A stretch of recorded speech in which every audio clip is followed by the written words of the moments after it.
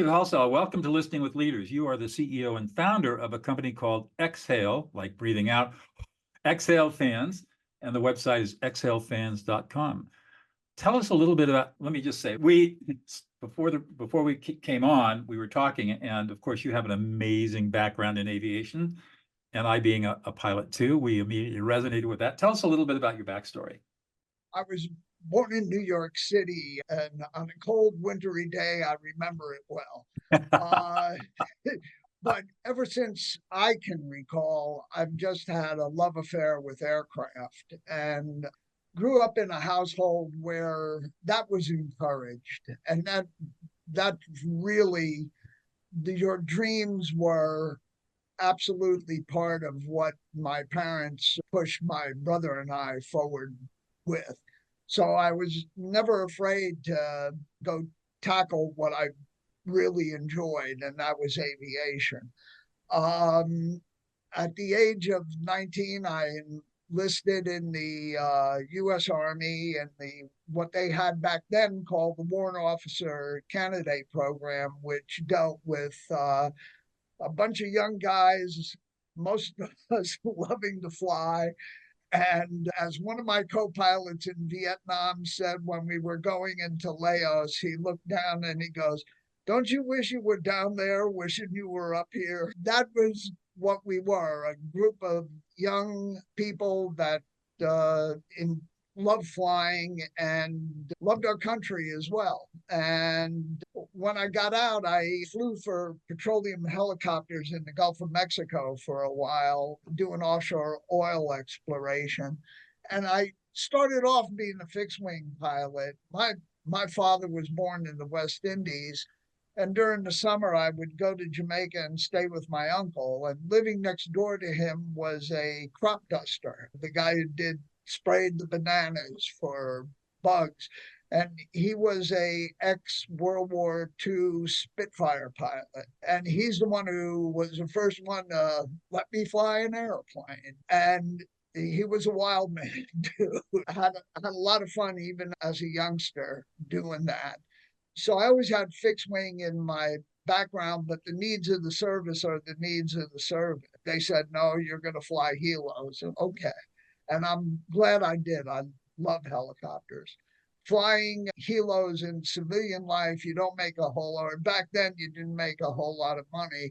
So transitioning back to fixed wing was the logical path, and got into the airlines, flew for a package carrier, flew around the world, even got to fly into the old Kai-Tak airport in Hong Kong where you do that beautiful 120-degree turn over the apartment buildings, which is interesting because you can actually look at somebody's television while you're in that turn. But great time again, and where I was, great group of aviators wound up there. So And you retired in what, 2015? that is correct. Yes, sir. 65, they kick you out. There you go. So how'd you get into the fan business? My former partner, who decided he didn't want to stick with it, he wanted to go do something else.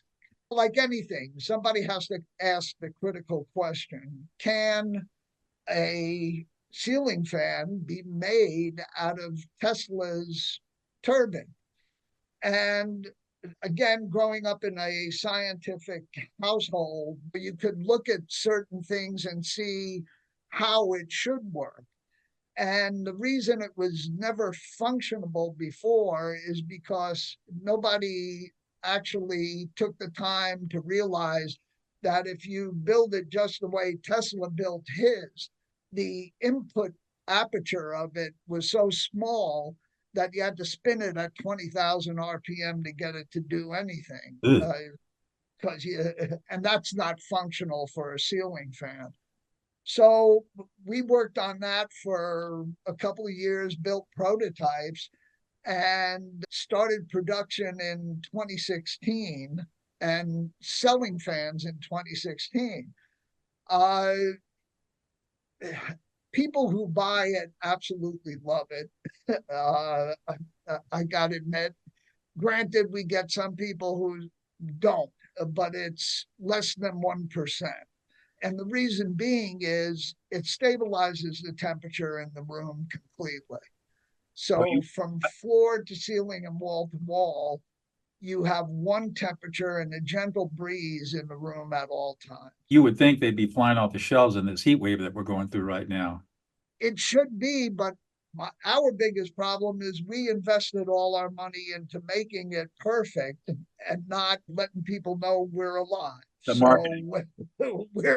You got to changing. bootstrap the marketing. What got you interested in Tesla's design and the whole concept of a fan in the first place?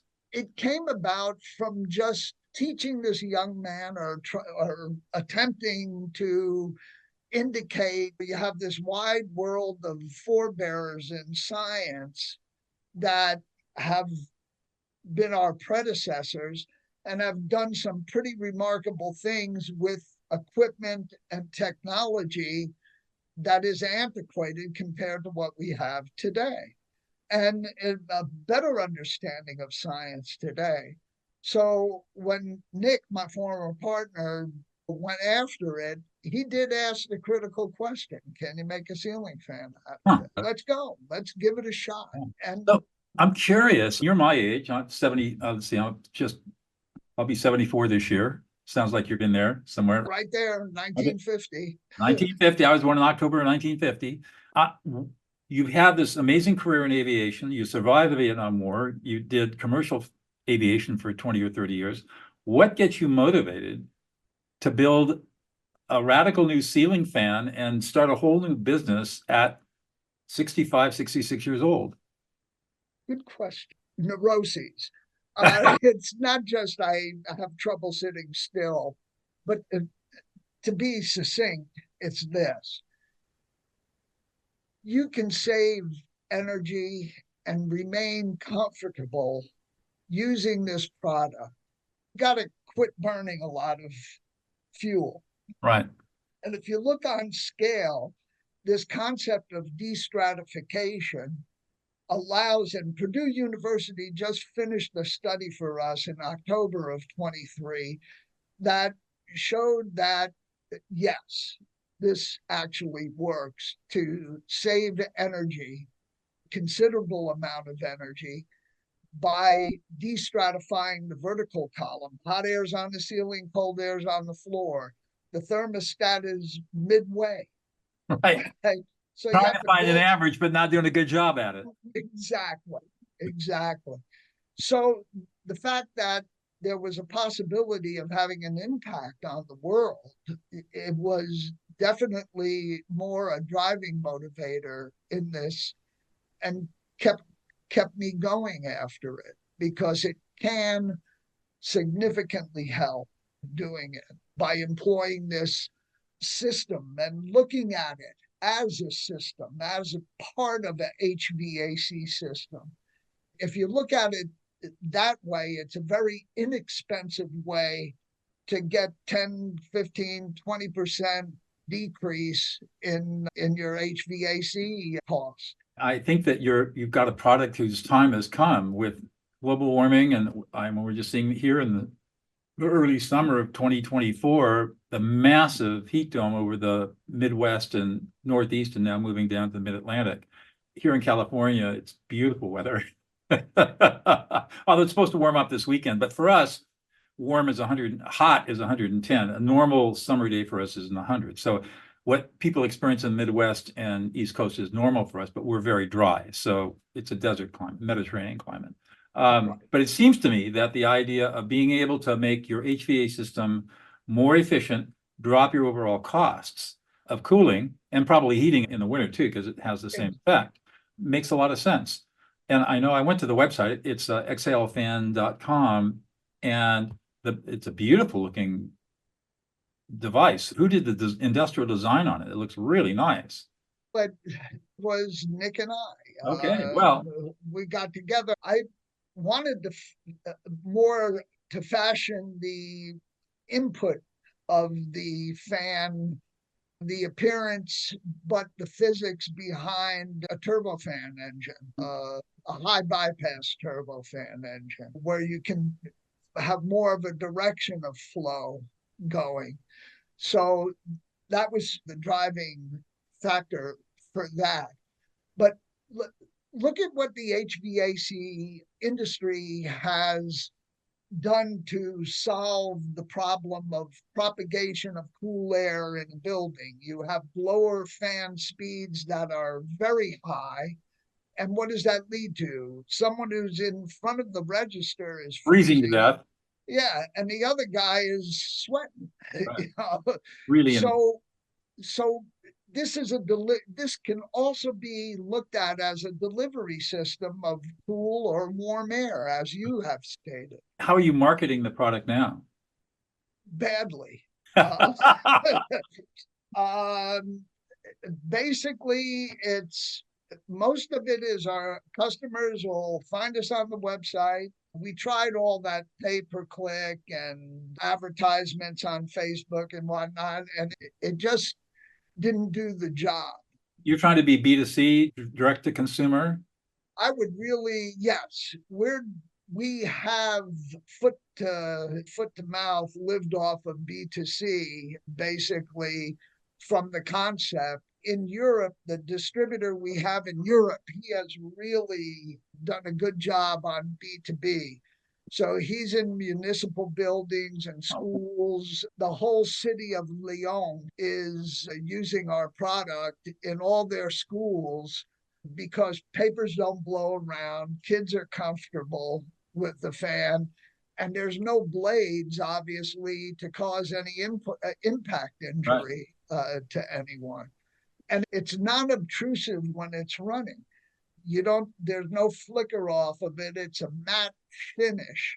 So there's no flickering or disturbance to draw your eye to it. Yeah, if I turn my fan on here, you're going to see it turning here, and it's going to distract you in the video. Absolutely. Yeah.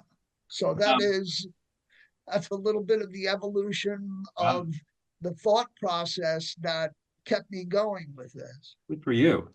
So what is it you think that's unique about you that you've been able to bring to the table to make all of this happen?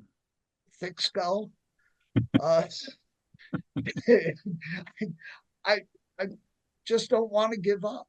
So obviously, you're a creative guy and love doing stuff and making things happen. That is true. And this I do find enjoyment, fulfillment off of it. And the this fact that I was going to say, this is a product that can change the world and make it a better place. Yes, it can. Yes, it truly can. It can have a wonderful impact, and you don't have to sacrifice comfort by employing this device. Everything else, I recall Jimmy Carter saying, put a sweater on. You don't have, in other words, you don't have to go around with cold feet and being cold and still have a significant impact on reducing energy usage. Right. Absolutely. Where do you, in your youthful age, where you are right now, your youthful maturity, where do you see this all going? Two places. Number one, I'd like to see hotels. Look, I spent half my life in hotel rooms. You freeze in one end of it and you bake in the other end of it. You're never quite comfortable. So I'd love to see hotels, schools, office buildings start using this product, because for the investment in this product, at least you're going to get money back on it. So that would be it. I'd also like to exploit the basis technology. Air is a fluid. Okay. In the world of fluid dynamics, obviously what works for air will work with other fluids and do the same that it's doing in this environment. Yeah. I'm just curious, can you take this and engineer it so that it becomes a prime mover?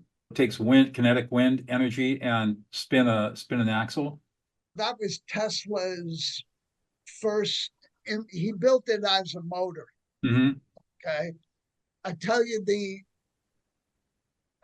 that is a wonderful thought, and I'm running a calculation. I'm running a calculation in my mind, because Tesla used high pressure steam to go across the discs and then cause them to spin. Wind, if it's designed correctly, yeah, I can see it. Be interesting Really. because wind turbine technology is a big deal, but you got these gigantic, difficult to install, difficult to maintain wind turbines, and somebody who can build a smaller turbine that can develop the torque to turn a generator could be an interesting. This that that's a great idea. It really is. You got it from me here. Yes, I owe you. Well, good for you. I got one more question. I'll let you go. You have had such an interesting career. I'm wondering, what's one thing about yourself, Richard, that we would never know about unless you revealed it to us?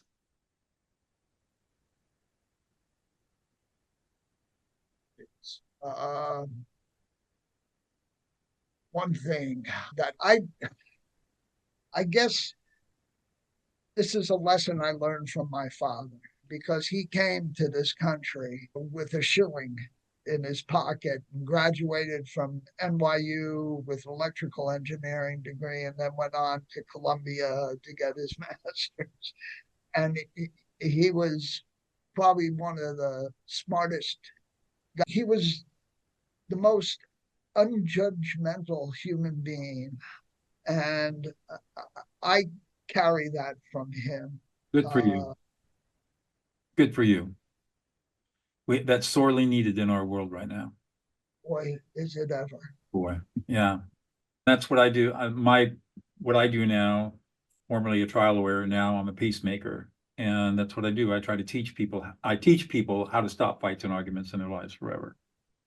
And there's a skill set that you can learn and master that allows you to do that. But part of it is being non-critical, non-judgmental, and non-reactive. Absolutely. A true barrister. Yes, and I'm really glad that I don't practice law anymore. But the Right. British system is different. Yeah. Richard, Good for you. well, thank you. Good for you. This has been a great conversation. Thank you so much for taking time out of your day to speak with me. Roger that. And I appreciate and thanks for the invitation. And you gotta give me a ride when I get out to California. All right, go fly in that little RV and haul around at 200 miles an hour. Roger that. Roger that.